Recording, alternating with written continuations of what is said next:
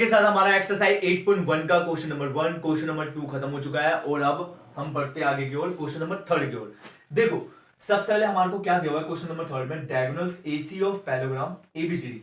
Parallelogram दिया हुआ है, सिंपल सी बात, पैलोग्राम की बातें बताई हुई आप सबको है ना, टू जहां पर both pair of opposite sides are equal हो।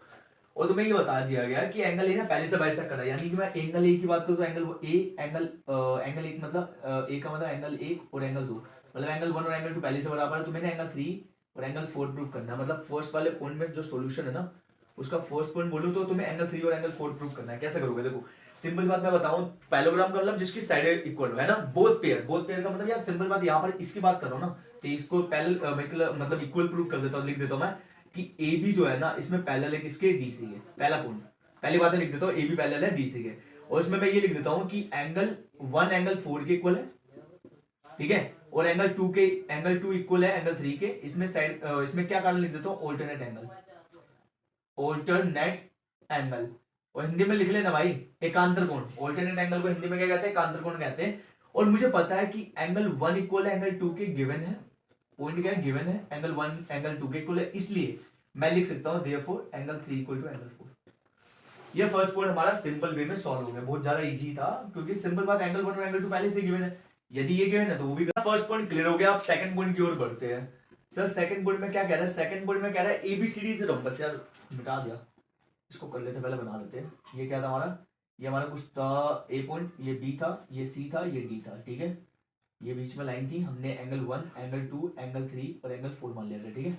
अब सिंपल सी बात है, तुम्हारे को सेकंड पॉइंट में बोला रोम्बस। सर रोम्बस क्या होता है? रोम्बस का मतलब पैलोग्राम है, और पैलोग्राम रोम्बस का मतलब होता है जिसकी one pair of adjacent sides are equal हो। One pair of adjacent sides are equal मतलब सर जिसकी साइड है एडजेसेंट साइड का मतलब होता है ए बी बीसी के इक्वल है, बीसी सीडी के इक्वल है, सीडी डी के इक्वल है, इसका मतलब ये होता है। तो तुम्हें वो प्रूफ करना है, तो देखो कैसे। अब मैं काम करता हूं, मैं क्या काम करता हूं भाई, सीधी सी बात है, मैं ट्रायंगल लेता हूं। क्या ट्रायंगल लेता हूं मैं, एक ना ट्रायंगल लेता हूं ABC, in triangle A B C, जिसमें एंगल 1 एंगल 3 इक्वल है, एंगल 1 इक्वल टू एंगल 3 लिख सकता हूं। एंगल 1 के सामने क्या साइड है, बीसी, और एंगल 3 के सामने क्या है, एबी। मैं इसका कारण लिख सकता हूं, क्या, साइड्स अपोजिट टू, मैं अपोजिट शॉर्ट फॉर्म में लिख रहा हूं, ठीक है, अपोजिट लिख देता हूं पूरा, sides opposite to equal angles are equal, ठीक है, ये चीज लिख दी।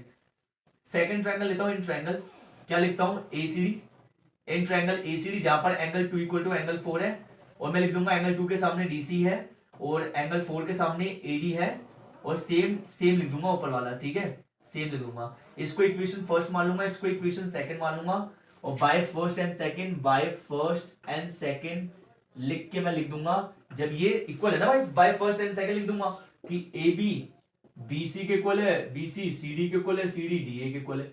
ये सारी प्रॉपर्टी फॉलो हो जाती है।